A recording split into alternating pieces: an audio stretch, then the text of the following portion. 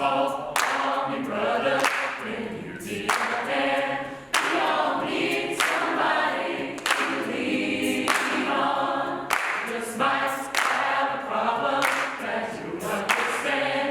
We all need somebody to lean on. Lean on me when you're not strong. I'll be your friend. I'll help you carry on. For it won't be long till I'm gonna need somebody to lean on.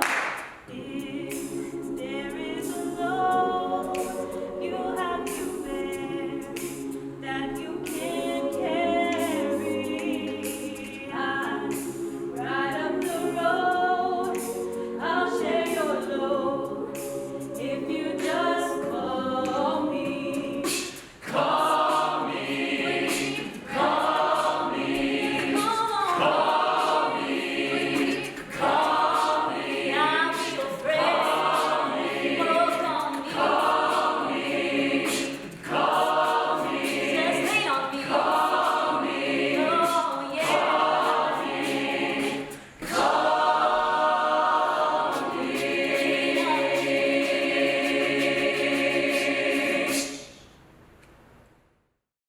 Good morning, and on behalf of the Faculty Senate, it is my distinct honor to welcome the faculty of East Tennessee State University to the start of the fall 2020 semester. In just a few moments, I will have the privilege of recognizing those colleagues who have achieved status of faculty emeritus. And I also look forward to introducing the new faculty who are joining us this fall. But before we move to that part of the program, I want to pause and take a moment to say thank you. Thank you to the entire ETSU faculty for the leadership they've displayed during the spring 2020 semester. To say those were uncharted weeks and months would be an understatement. Our campus, our region, nor this nation knew what the immediate future held as COVID-19 landed in this country. As an institution, we watched this closely, and when the time came for ETSU to pivot, the faculty rolled up their sleeves and made the adjustments that were needed so that when our students returned from spring break, they were able to continue the second part of their semester with minimal disruption. Our students were counting on us to do just that.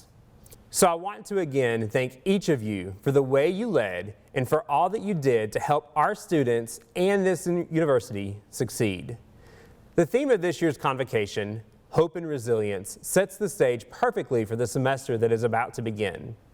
As faculty members, we have the incredible opportunity to impact the lives of our students and the people of the Appalachian Highlands region. Through our teaching, through our research, and through our public service efforts within our field of study, we have the ability to instill a passion into our students, a passion to inquire, a passion to generate new answers, a passion to serve, and a passion to lead. No matter if we are teaching in person or if our classroom is in a virtual setting, we can and we will make a difference. To our new faculty, I invite you to follow the work of our faculty senates. There are senators representing each college, and our meetings are always open. If you have questions, concerns, or ideas, please make sure to contact one of the members of the Senate. We want to hear from you. At this time, I would like to recognize the members of the ETSU faculty who are being awarded Faculty Emeritus, Dean Emeritus, and Chair of Excellence Emeritus. We will begin with Dean Emeritus. From the College of Arts and Sciences, Gordon Anderson. From the School of Continuing Studies and Academic Outreach, Rick Osborne. From the College of Business and Technology, Al Spritzer. Two faculty members are also being recognized for earning Chair of Excellence Emeritus. From the AFG Chair of Excellence, Andrew Zuckery. From the Allen and Ruth Harris Chair of Excellence in Business, Al Spritzer. Join me also in saluting the following faculty who have been awarded Faculty Emeritus status. The College of Arts and Sciences, Scott Beck, Department of Sociology and Anthropology. Benjamin Caton, Department of Music. Patrick Cronin, Department of Theater and Dance. Wayne Dyer, Department of Arts and Design. Jeffrey Gold, Department of Philosophy and Humanities. Karen Harrington, Department of Literature and Language. Dorothy Drinkard-Hawkshaw, Department of History. Teresa Haynes, Department of Mathematics and Statistics. Carl Joplin, Department of Biological Sciences. Lindsay King, Department of Sociology and Anthropology. Rebecca Piles, Department of Biological Sciences. In the College of Business and Technology, Jean Bailey, Department of Computing. Edward Barla, Department of Economics and Finance. Andrew Zuckery, Department of Management and Marketing. Douglas Lauderwijk, Department of Economics and Finance. Alan Spritzer, Department of Management and Marketing. In the Clemmer College, Deborah Harley McClaskey, Department of Counseling and Human Services. In the Quillen College of Medicine, T. Watson Jernigan, Department of Obstetrics and Gynecology. David Walters, Department of Surgery. In the College of Nursing, Lloyd Glenn, Department of Undergraduate Nursing. Historically, a highlight of the ETSU faculty convocation is having the opportunity to meet faculty who will be joining us for the first time this fall. This year, since convocation is virtual, we have asked some of our recent faculty emeriti to share some experiences and words of wisdom with new members of the faculty. Good morning.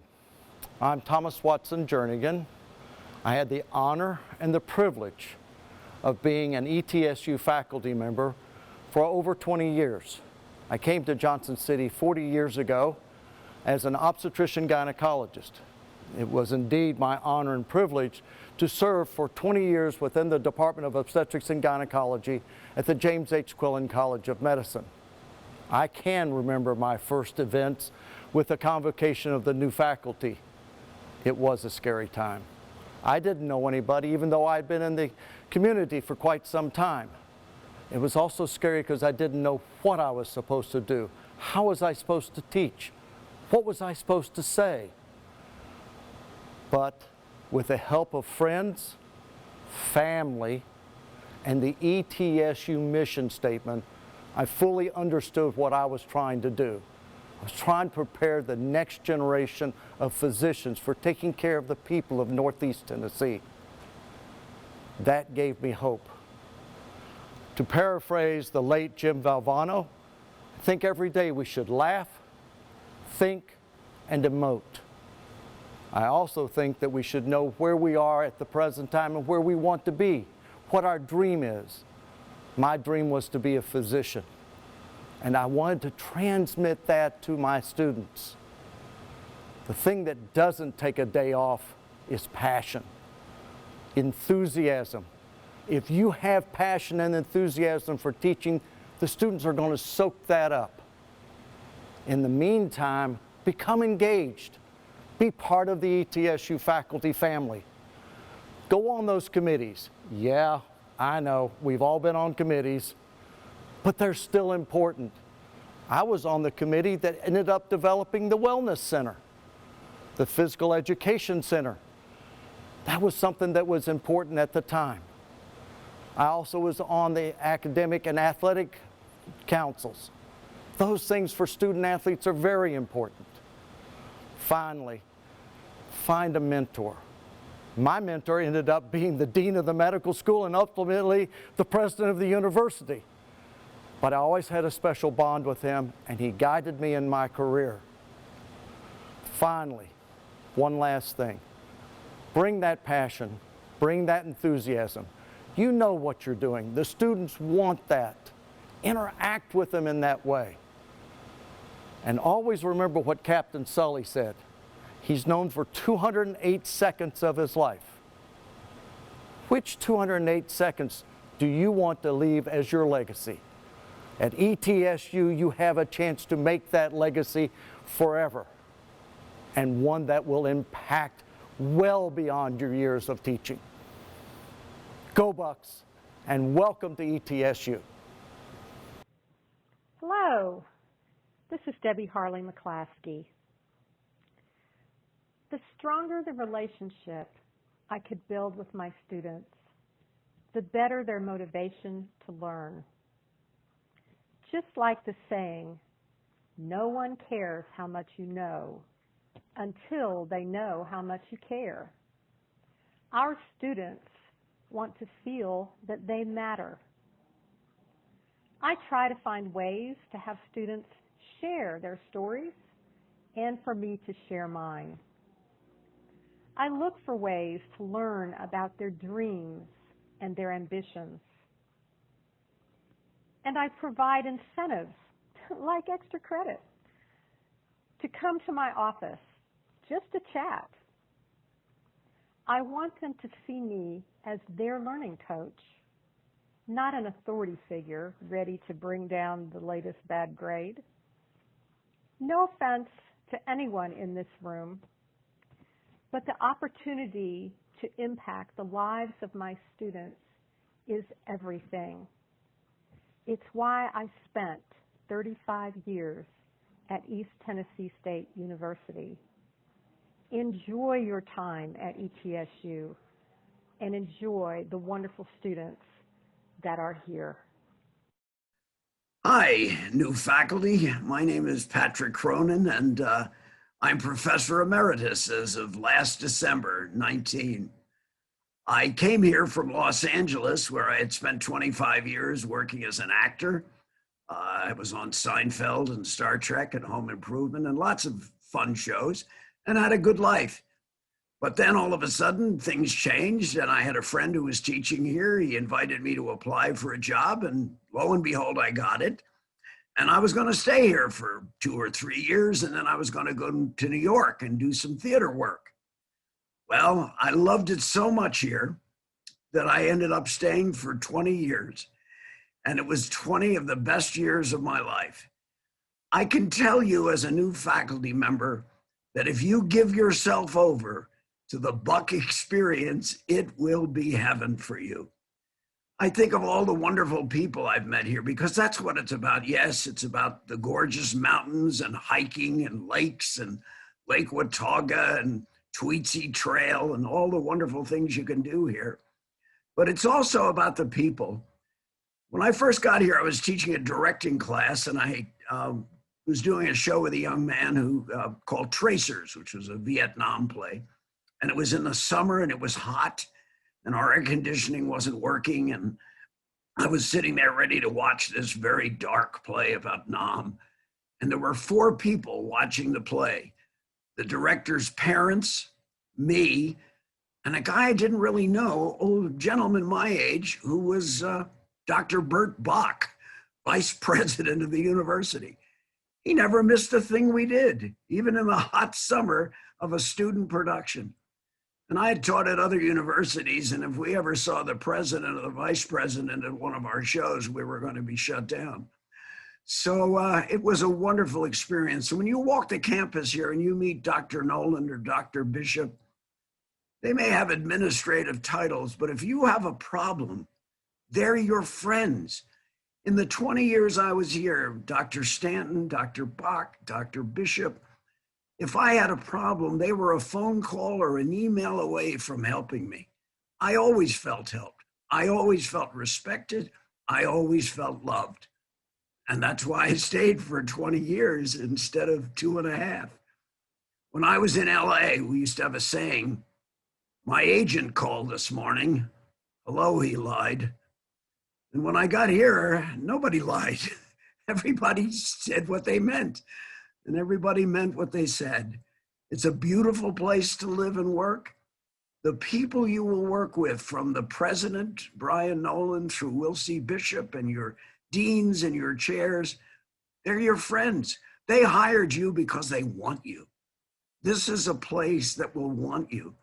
They do surveys all the time. It isn't money that matters. Sure, you want to get paid, but are you respected? Are the people who are walking past you on the campus respecting what you're bringing to the campus? And I can assure you, the 20 years I spent here, I would walk to my classes or walk to the Culp Center, and I would pass a Dr. Noland or a Dr. Bishop, and she would say, hi, Pat, nice job you're doing here. And that meant more to me than almost anything. And I just want to assure you that if you see everybody here as a potential friend and ally, it will be a great time for you. And everybody's your friend. In fact, if I can help you, I'm Cronin P at etsu.edu. And if you want to talk about Seinfeld or Star Trek, sure, why not? I'd love to hear from you. Please call me, and please love your stay here. If you love it, it will love you back. Go Bucks. Thanks. Hello there. My name is Al Spritzer, and as of the end of the spring semester, I became a retiree after 39 years of a wonderful career at ETSU. I've had several administrative and faculty roles, and the best advice I can give to all new faculty is I hope you're planning to have an enjoyable career here. If there are a few words of wisdom, flexibility is important, especially in today's environment. Somebody once told me that life is a series of changes, punctuated by rare moments of stability. So be prepared. Also, as I try to convey to students when I talk to them, the way to be successful in life, and that applies to faculty as well, whether you're coming from another university as a faculty member or whether you're a brand new faculty member, first of all, know what you're supposed to be doing. Know your subject, know and learn how to be a good teacher. Second of all, be prepared to use common sense. And finally, in order to survive, maybe not 39 years, but a good career, you're going to have a little courage. And with that, I bid you well, wish you well, and I wish I could be with you at the normal convocation for new faculty at the beginning of the semester. Be well, be safe, bye. It is my honor to welcome the newest faculty members of the ETSU family. The College of Arts and Sciences, Robin Antipara, Literature and Language. Callie Gay, Communication and Performance. Ian Hensley, Philosophy and Humanities. Zachary James, Literature and Language. David Jones Jr., Literature and Language. In the Clemmer College, Audrey Besh, Counseling and Human Services. Jody Jennings, Curriculum and Instruction. Christine Oakes, Counseling and Human Services. Alicia Stewart, Sports, Exercise, Recreation, and Kinesiology. The College of Clinical and Rehabilitative Health Sciences. Lori Balmer, Allied Health Sciences. Rachel Ellis, Rehabilitative Sciences. Stephanie Horvath, Audiology and Speech-Language Pathology. Christopher Horvoka, Rehabilitative Sciences. Jesse Pennington, Allied Health Sciences. Erica O'Quinn, Department of Allied Health Sciences. Leanne Rawlings-Williams, Rehabilitative Sciences. Ian Reholt, Rehabilitative Sciences. Landon Shields, Allied Health Sciences. Bess Sermon-Taylor, Audiology and Speech-Language Pathology. Amber Street, Social Work. In the Quillen College of Medicine, Michael Alshouse, Surgery. Willie Anderson, Pediatrics. Michelle Chanley, Biomedical Sciences. Priyumvada Chaudhary, Pediatrics. Lana Cook, Academic Affairs. Leon Dumas, Academic Affairs. Brian Earley, Family Medicine. Miusha Imbush, Pediatrics. Brad Feltus, Surgery. Bhavesh Guzar, Internal Medicine. Justin Gass, Biomedical Sciences. Brian Ingalls, Family Medicine. Manar Jabara, Internal Medicine. Nevi Patel, Department of Internal Medicine. Brooke Smeichel, Department of Biomedical Sciences. In the College of Nursing, Tanya Evans, Undergraduate Programs. Carrie Felsk, Undergraduate Programs. Valerie Hooper, Graduate Programs. Crystal Lane, Graduate Programs. Renee Lowe, Undergraduate Programs. Penny Merrick, Undergraduate Programs. Amanda Parker, Undergraduate Programs. Jennifer Prescott, Undergraduate Programs. Paige Reed Mullins, graduate programs. Jake Terry, undergraduate programs. Glenda Wathers, undergraduate programs. College of Public Health. Suman Dalal, Health Sciences. Michael Meat, Center for Rural Health Research. Kristen Minnick, Center for Rural Health Research. Beth O'Connell, Community and Behavioral Health. Sam Pettyjohn, Center for Rural Health Research. Amy Wahlquist, Center for Rural Health Research. Again, to our new faculty, it is an honor to have you as a part of the ETSU community. Thank you. Good morning to my faculty colleagues. It is my honor to greet you today on behalf of the ETSU Board of Trustees. And to the new faculty who are joining us for the first time, I want to extend a special welcome. I remember the first time I attended Convocation at ETSU. For me, becoming a faculty member was the second chapter of my career.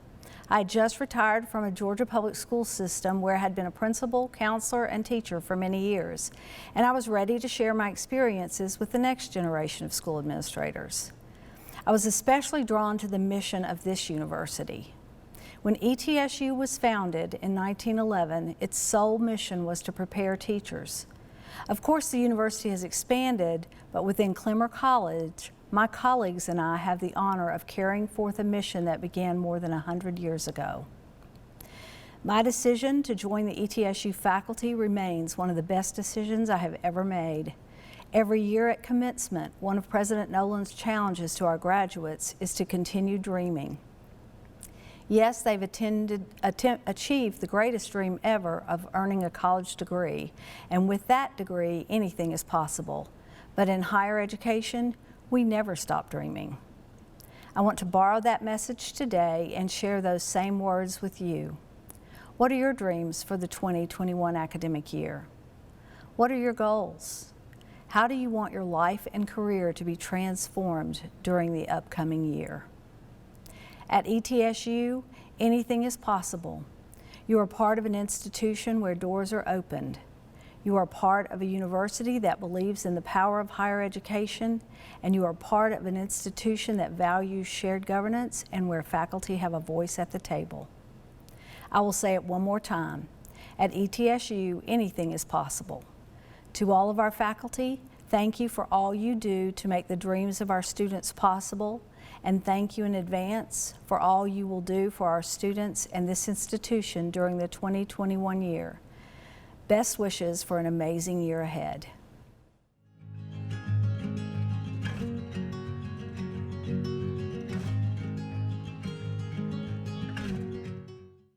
This story started one sunny July morning when one of our dogs smelled something in the bushes.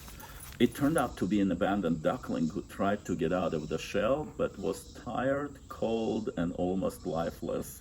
We helped the duckling out of the shell and put her under a heating lamp. Most of the time, ducklings do not survive any interference with the natural hatching process. But this time was different. She gradually improved and got stronger and stronger. She learned how to ride a horse, how to run a Zoom meeting, and even how to wear a mask. In addition to that, she's the greatest workout coach I ever had. This is Maverick, and her story gives me hope. Hope that even the smallest and weakest of us have the resilience to live life and thrive in this life. She had the resilience to survive and beat the odds when they all were against her. Maverick is training to become a therapy duck, and she will continue giving hope to those who need it the most. My name is Brittany Butler, and I'm a lecturer in the chemistry department. The care and the concern the ETSU community has had for its students gives me hope. As faculty, I've spent hours getting ready to deliver online content to my students, and I want them to know that I'll be flexible and understanding to the challenges that are affecting all of us, but affecting us in very different ways. My students give me such hope and are an inspiration, because despite so many uncertainties, they are showing up virtually, so eager to learn and to continue their education. The motivation has not waned. Personally, I demonstrated amazing strength and resilience as my husband and I have kept our 3 kids, ages 9, 6, and 4, home, isolated for months. They've had the resilience to not complain that they couldn't go see friends or couldn't go to summer camps or even have a birthday party. It's definitely sad to have missed out on so much, but I know if we work together to have community resilience, to see this turbulent time through to the end, we'll all be better and healthier for it. Hi, I'm Jody Palaha, Presidential Fellow for 2020. One of the things that gives me hope is not knowing what lies around the corner and all of the positive things that those might be, whether they are scientific discoveries that will improve our current situation or just exciting things that I might experience personally. I'm looking forward to all of those adventures. The thing that gives me strength is unplugging and going out into the wild places in our region where nature offers a totally different perspective on life, one that's very different from what we experience in the day-to-day. People give me hope. They can also be a source of frustration.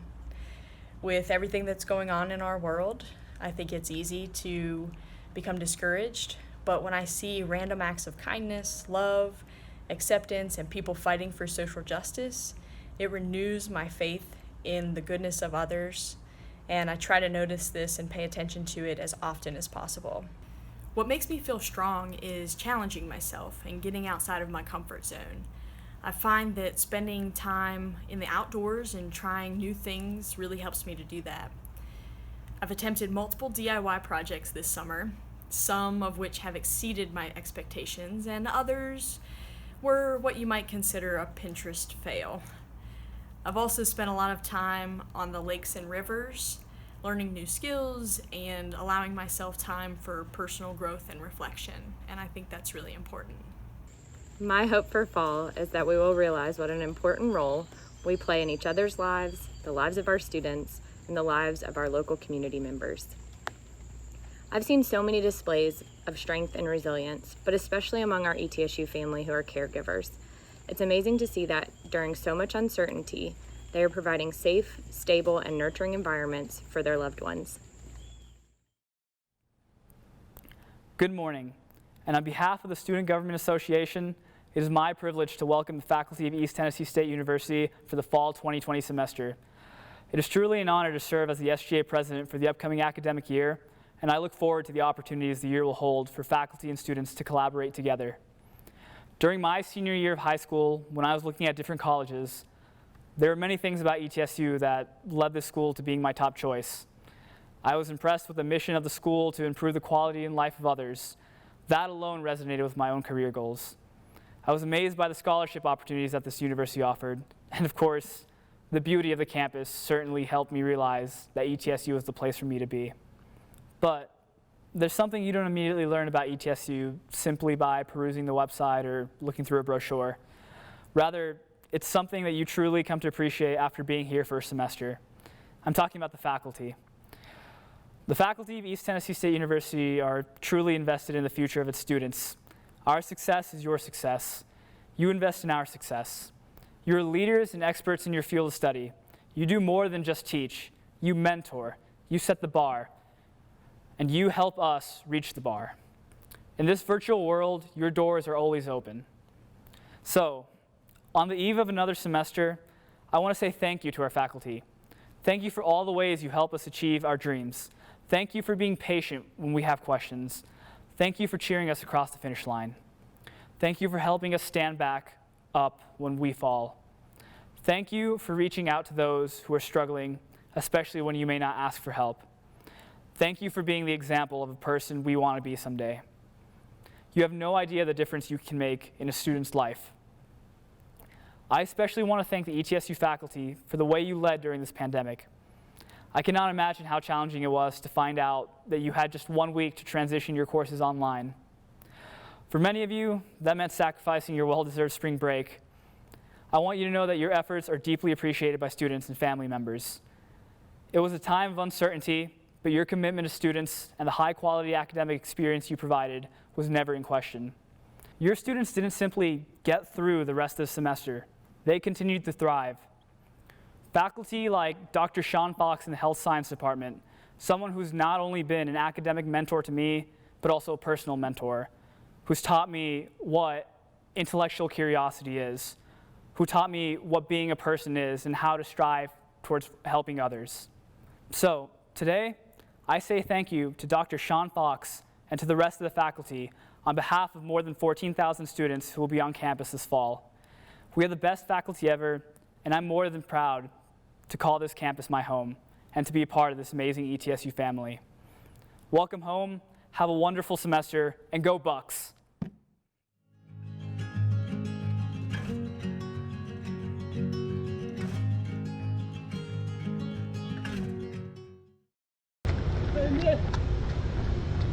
What makes you strong? Why am I wrong? No, what makes you strong? I don't know how long we're gonna run. No, what makes you strong? Strong? You know what? Running makes me feel strong. Especially running with a buddy. Hey Stuart. Yeah, man. What gives you hope? I've never met the Pope.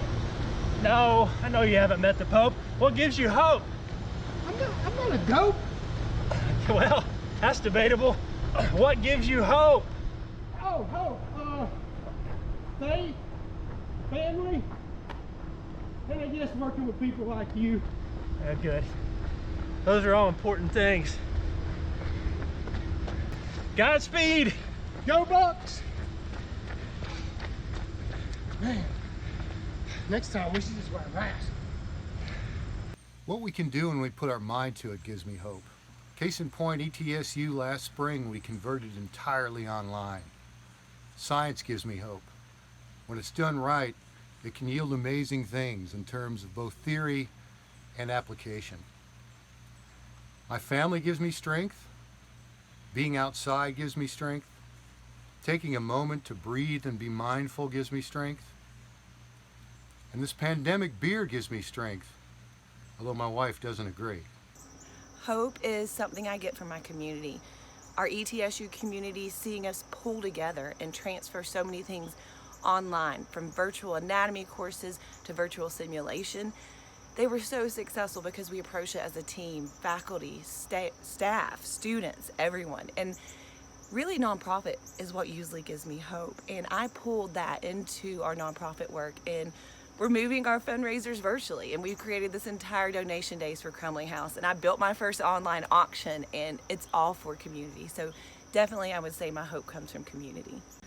Resilience for me comes from the accomplishments I've made or the things that I've overcome, my failures. I feel like once you've achieved something or maybe even failed at something, you take that with you and you know what you can do, but you also know that you can survive your failures. So whether it's adventuring into a new experiential learning or even just taking on a fundraiser for a few hundred people or a festival for thousands of people, it's the things that I've overcome in the past that have given me my strength. I was asked to answer 2 questions about hope and resilience, and that's a pretty tough question when you really sit down to think about it. What gives me hope? My daughter, my family, my friends and colleagues, and my students. They all fill me with hope, knowing that our future is so bright and full of potential. And they help me to realize that better days are ahead if we can all just stick together. What keeps me resilient or gives me strength? I can honestly say the exact same thing. My family and friends support me in any crazy thing that I decide to undertake. And knowing that I have that support is so empowering and makes me feel like I can take on the world. I'll definitely add to that my service to my country and my community as a way to give back, and the opportunity to work to keep myself strong and healthy. These things are so empowering, but most of all, it's knowing that I have a community that I can turn to when times are tough and will help me celebrate when things are amazing. Good morning. It is my pleasure to introduce today's Convocation speaker, Dr. Regina Lewis. Dr. Lewis is a consulting partner, international speaker, and virtual moderator.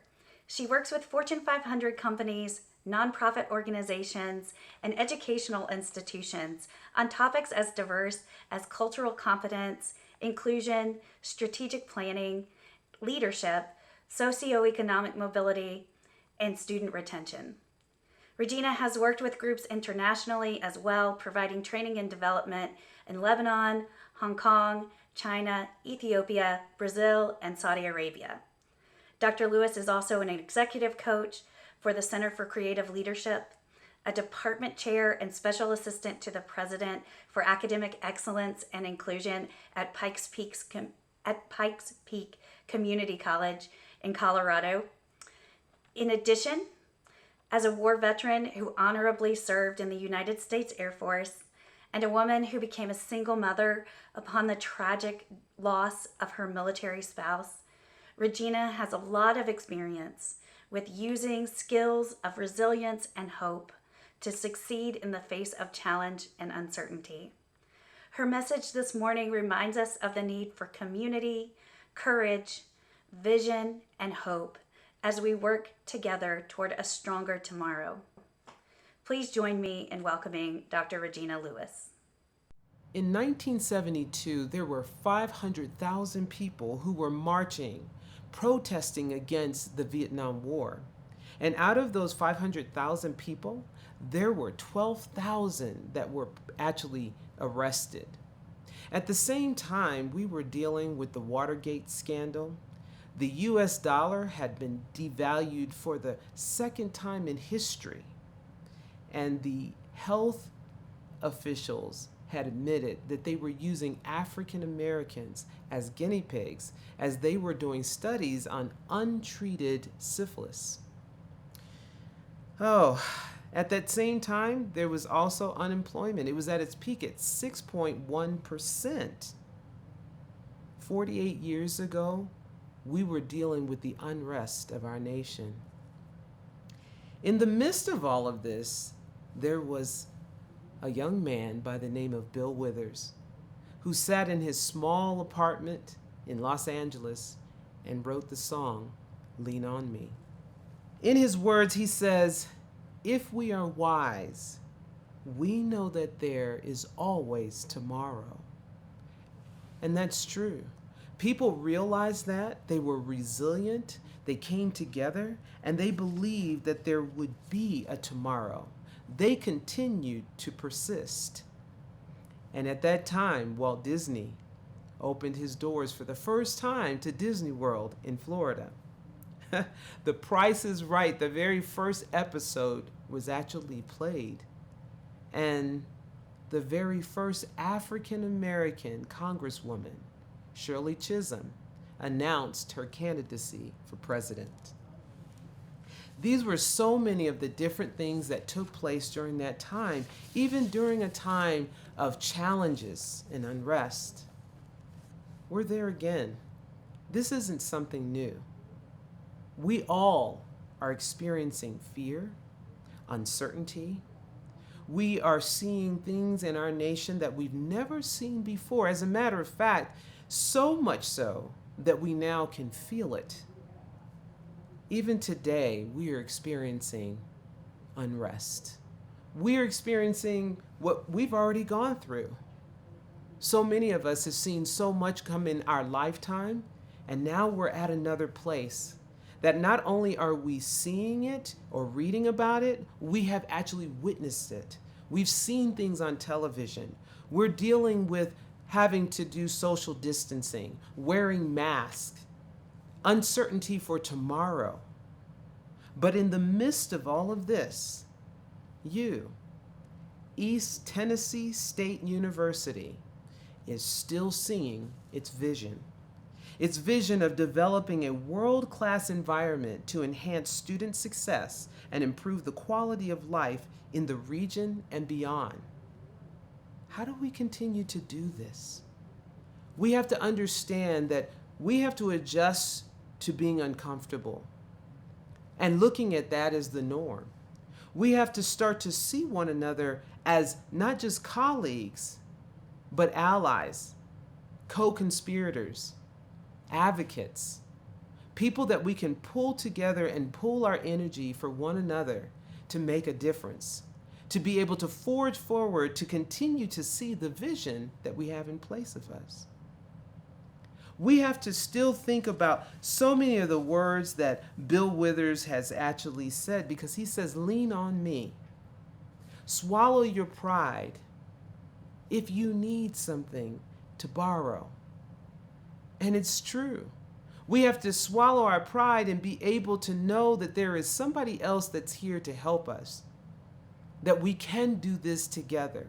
But in order to do that, not only do we have to be resilient, but we have to recognize our unconscious biases. We know our biases. Oh yeah, that's the easy part, but it's the unconscious part that is so difficult. How do we even see them? We can't. It's bigger than us. And the reason why it's bigger than us is because we live in this world where culture is ever moving, it's ever changing. And we have to figure out, what do I do? Am I going to insult somebody? Am I going to make them upset? You don't know. But you don't have to. What you have to know is that there is a human being that may be impacted by your unconscious bias and care enough to make the necessary adjustments and changes.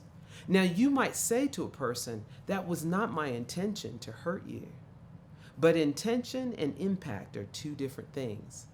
We have to stop and think, how is another person impacted by my unconscious bias? And where is my level of responsibility in that impact? We've got to come together and listen and learn. We have to share stories.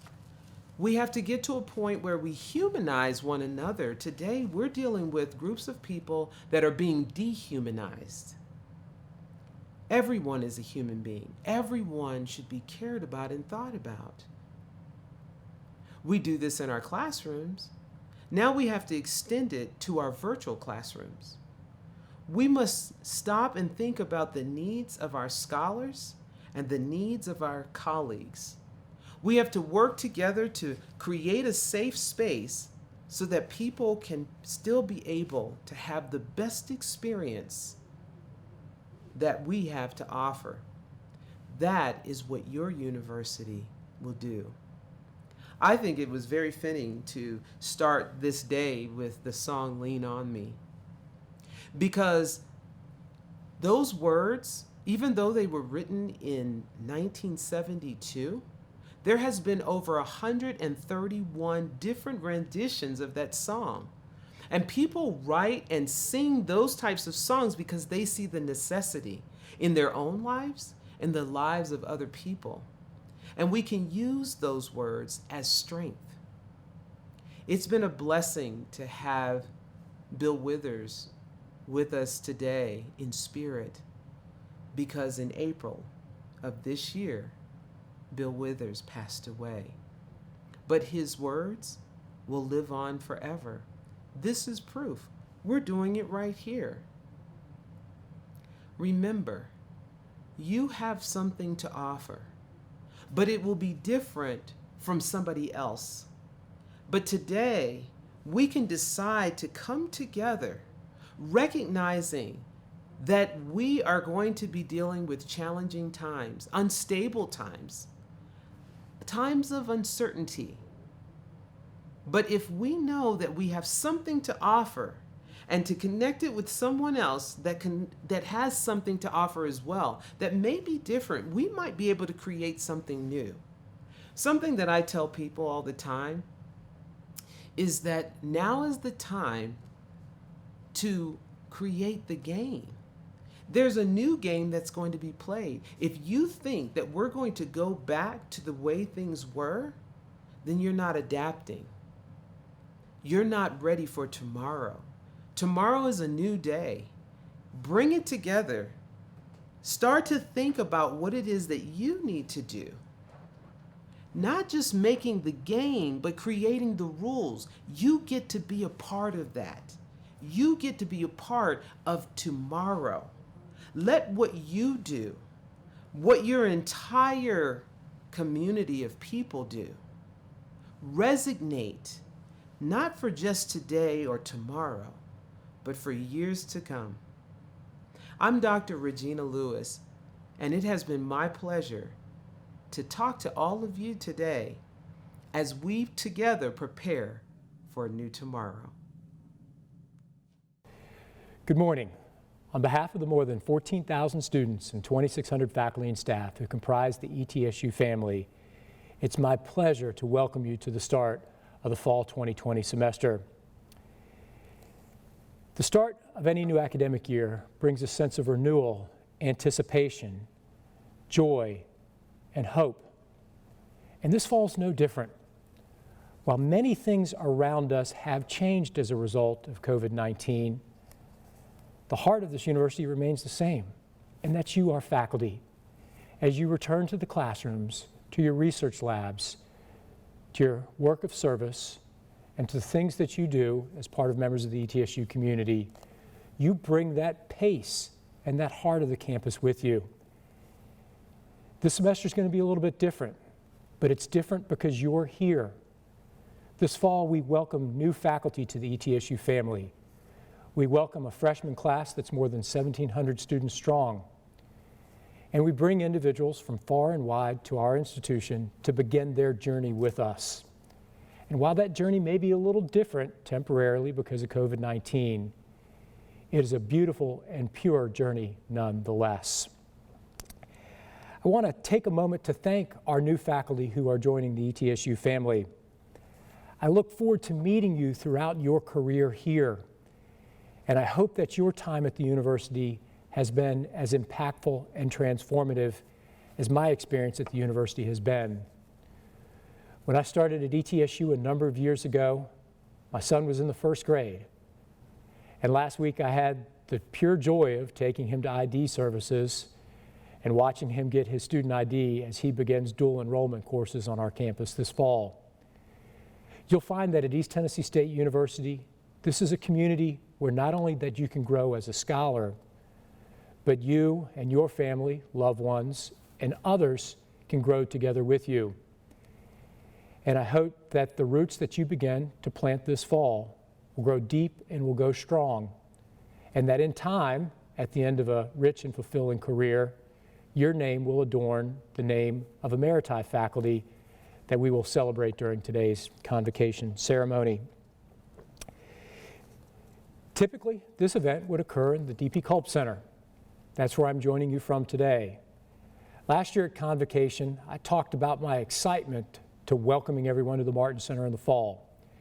While we're not gathered for Convocation in the Martin Center today, the Martin Center will open later this fall, and its classrooms and auditorium will provide a home for students in the arts, allowing us to properly social distance so that instruction can continue. There's going to be some things this fall that are a little bit different, as I've alluded to already. But there are going to be some things that occur this fall that, from my perspective, are more important than at any other fall in the recent history of the university. As your students come into your classroom, they hold with them dreams for a better future and questions about the world around us. As Dr. Lewis mentioned in her video that you just had a chance to watch, resilience and hope for a better future are part of who we are as a university, but they're part of the academic mission and legacy of higher education.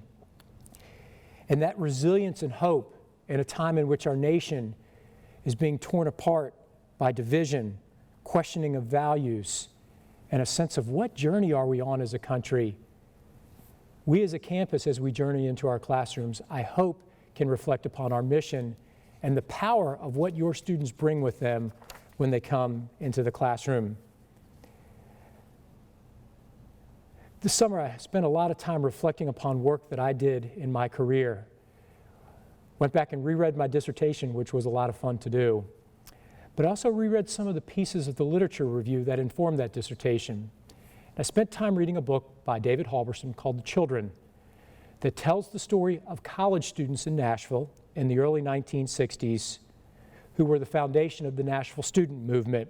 Students such as James Lawson, James Bevel, Diane Nash, John Lewis, Bernard Lafayette, Marion Barry, and C.T. Vivian. Students who attended Fisk University, Tennessee State University, the Meharry College of Medicine. students who provided a foundation for change in this nation. Students, freshmen, sophomores, beginning graduate students, young students. As President Obama said at Representative Lewis's funeral services a few weeks ago, students younger than his daughter Malia. Students brought with them power and conviction for a better future. They questioned the world around them, they questioned values, and they engaged in conversations with faculty about how do we ensure that America turns a corner. That's where we are this fall at this institution and institutions all across the country. And that power and beauty of the dreams and energy and ideals that our students are going to bring with them is something that I'm excited about. And I want to share with you two quotes from John Lewis, someone who, a short time ago, in the pulse of history, was a college student. Someone who, as a college student, changed the history of this nation. The first quote is as follows: "Nothing can stop the power of a committed and determined individual to make a difference in our society. Why? Because human beings are the most dynamic link to the divine on this planet."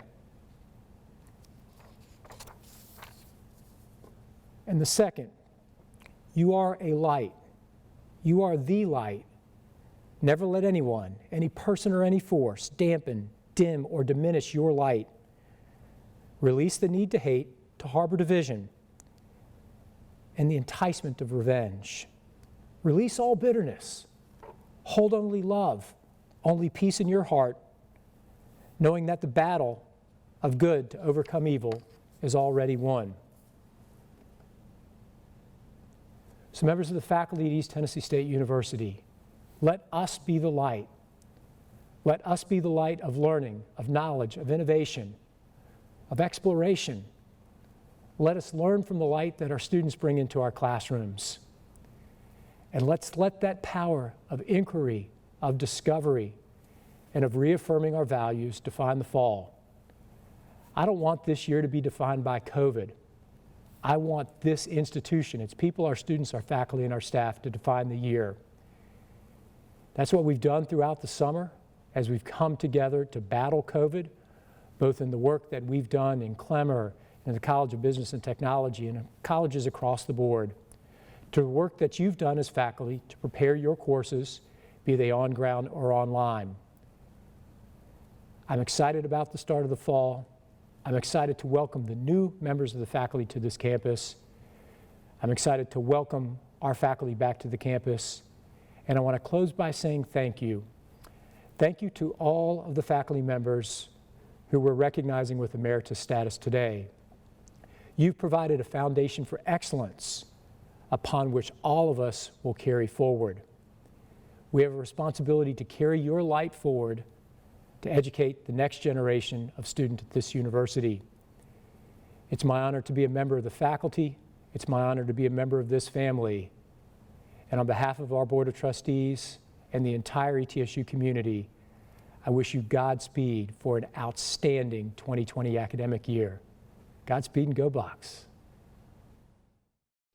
East Tennessee State University's mission emphasizes the three essential components of the educational process: teaching, research, and service.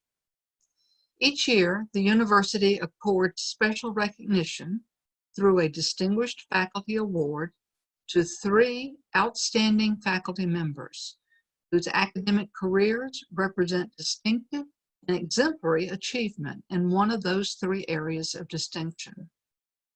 Recipients of the 3 Distinguished Faculty Awards emerge each year from a rigorous selection review that begins with a nomination process within each college. The names of college nominees who have often previously won college-level awards are forwarded to the provost office, with final selection being made by a committee of faculty peers. Each award carries with it a plaque, a medallion, and a stipend of $5,000, made possible by the priority placed on excellence and by the generosity of those benefactors who comprise the ETSU Foundation. The announcement of university's distinguished faculty award winners is always a highlight of the fall faculty convocation. It is with sincere appreciation for faculty excellence that we introduce to you the 2020 Distinguished Faculty Award winners.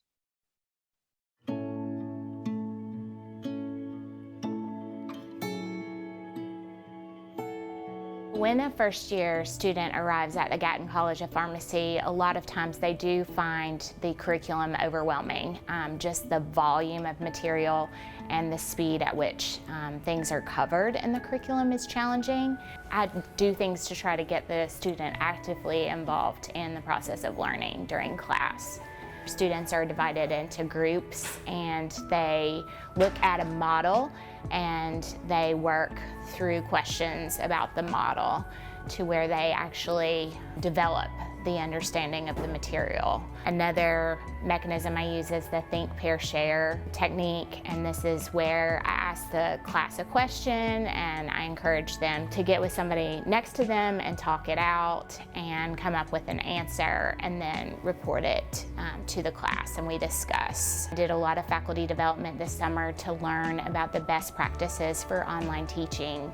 So one of the things that I've been doing is 10 minutes or so for a lecture and doing those on Panopto so that the students stay engaged. And also I've been doing like a lecture outline that's fillable for key terms or whatever. They actually have to fill it in as they're watching the lecture.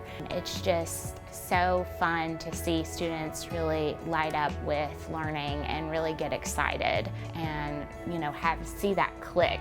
And I also love to see the students graduate and the great things that they do. There's so much pride in watching them succeed and knowing that I had a little piece of that. Recognizing her selection by a committee of peers, I'm honored to present the 2020 Distinguished Faculty Award for Outstanding Teaching to Dr. Brooks Pond, professor in the Department of Pharmaceutical Sciences in the Bill Gatton College of Pharmacy.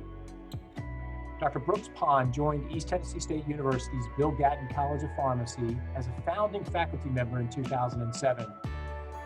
Over the past 13 years, she has participated in didactic teaching of students within the College of Pharmacy and the Biomedical Sciences graduate program.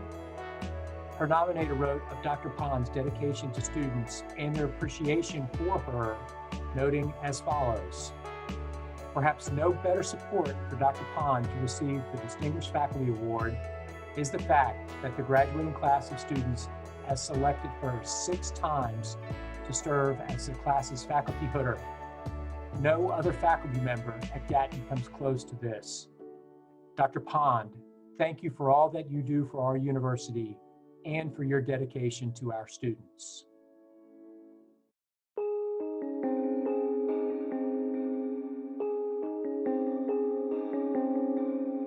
Many years ago in Japan, I was fascinated with the field of immunology, and after completing my PhD, I moved to the United States. In 2010, I moved to ETSU. This is where I established my independent research program. But what I found really different and encouraging is that people work together. This kind of a friendly, supportive environment, this has encouraged me a lot. And I love it here. I really like it. It feels like a group of people know each other, they care about each other. This is what I like about it. Sepsis is a life-threatening organ dysfunction caused by a dysregulated host response to infection.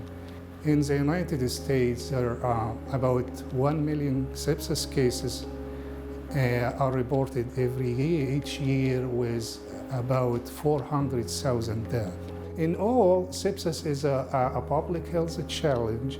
It's costly, it's difficult to treat because we used to recognize sepsis for many, many years as just a runaway inflammation, but now we recognize it's much more complex syndrome that involves almost every organ system in the body. So I'm hoping that with this little work we do, we can contribute some to understand how sepsis or the underlying base has underlying molecular basis of sepsis, chronic inflammation, and immune suppression. So I appreciate that very much, and I will try to do my best. So this is quite an honor, and I appreciate that. Thank you. Recognizing his selection by a committee of peers, I'm honored to present the 2020 Distinguished Faculty Award for Outstanding Research to Dr. Mohammed Algazar, professor in the Department of Internal Medicine. Dr. Mohammed Algazar joined the faculty at East Tennessee State University's Quillen College of Medicine in 2010. His research focuses on the molecular immunobiology of sepsis and chronic inflammation, and he has gained national recognition and significant extramural funding from the National Institutes of Health for his work.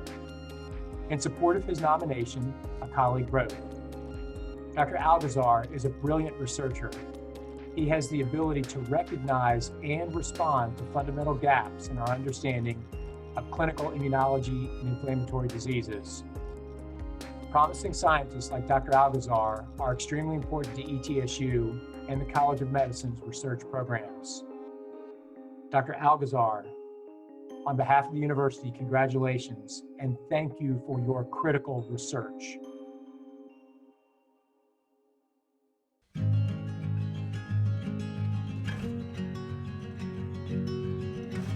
The way I see social work is application in the community, improving the lives of people who need a hand up. And so I see this project and most of my service work really through Foster Care Review Board and my trauma work. I was able to then understand more about the dilemma that foster care kids who age out of foster care without any other support, that they are very much at risk for homelessness and a very grim future. With great support from the board that I now have through our nonprofit and through my partner, Steve McKinney, all of that culminates with our first Hushka House, which is transitional living for at-risk young adults. We are in the middle of renovations now, so we can house up to 4 boys at a time. We have a commitment to ourselves and to the community to have boys in by the end of this calendar year. One of the other things that I've recently become involved with is the ETSU Strong Brain Institute, which is an initiative to address trauma and particularly ACEs, adverse childhood experiences, in our community. So my philosophy is basically to bloom where you are planted. I love my work at ETSU. Social work is very service oriented. There's so many ways that we can give back to ETSU and give back to the community, that to just find a need, see it, and then respond to it. And so that is just to bloom where you're planted. The need's there, just do it. Recognizing her selection by a committee of peers, I'm honored to present the 2020 Distinguished Faculty Award for Outstanding Service to Dr. Donna Cherry, Associate Professor in the Department of Social Work. Dr. Cherry has taught at East Tennessee State University since 2009. Since then, she has served in many capacities at the university and in the community. In 2019, Dr. Cherry was the first recipient of the Social Work Educator of the Year Award, presented by the Tennessee chapter of the National Association of Social Workers. As her nominator writes, Dr. Cherry lives and breathes social justice and service. The profession of social work benefits by Dr. Cherry helping educate professionals and walk the walk of social work values in helping vulnerable persons. Dr. Cherry, on behalf of the university, thank you for your service. Maya Angelou is quoted as having said, "I can be changed by what happens to me, but I refuse to be reduced by it." This has been a year in which we have all been changed by factors outside of our control, and we start our new academic year with the continued COVID-induced pandemic. But we have not been reduced by it. The very heart and soul of our profession has been challenged. The way we teach and interact with our students have changed, but we've not been reduced by it. We see our colleagues in a checkerboard of faces on a Zoom screen. We hold meetings without flip charts and often find our dynamic dialogues ellipsed by a warning message that has information that says your signal is unstable or you are muted, but we've not been reduced by it. Instead of acting strategically, we are responding to crisis, and daily we take on new challenges from the unknown and we plan for the unprecedented, but we have not been reduced by it. No, we have not been reduced by the challenges that we have experienced this year. Instead, we have persisted. You, the ETSU faculty, have responded with creativity, enthusiasm, grace, and flexibility. You have introduced new teaching strategies. You've attended workshops. You've supported each other and networked with colleagues from across the country. You've developed case studies and taken chemistry labs and studio courses online. You have developed clinical skills simulations, and you have brought in local and national experts to your Zoom classes. And you have discovered with our students that learning objectives can be met in a variety of ways. In no way have you, the ETSU faculty, been reduced by the changes brought about by the COVID pandemic. You have been energized. You have responded with spirit and the conviction that our education, research, and service missions will not be diminished. Today's convocation brought together the elements that make ETSU strong. We welcomed our new faculty and the promise of hope and vitality that they bring to our campus. We honored our faculty who are retiring this year, who've received the emeritus status, and as a symbol of the dedication and the service that they have given to this university and to our students. We have received words of support, hope, and vision from our Board of Trustees, Faculty Senate, Student Government, President Nolan, and our special guest presenter, Dr. Regina Lewis. We have also seen the smiling faces and heard the words of faculty colleagues and your friends who have found hope and joy and resilience in their work this year. And although we have a new format today, we have preserved the tradition of fall convocation by recognizing and honoring 3 distinguished faculty members for their expertise in teaching, research, and service. Congratulations, Dr. Pond, Dr. Elgazar, and Dr. Cherry. As you begin this new academic year, filled with challenge and uncertainties, I leave you again with Maya Angelou's words. I can be changed by what happens to me, but I refuse to be reduced by it. I encourage you to thrive and grow in the year ahead. We have been changed by the past 6 months of pandemic, but we are not reduced by it. We are stronger, we are committed, and we are determined. Godspeed and go Bucks.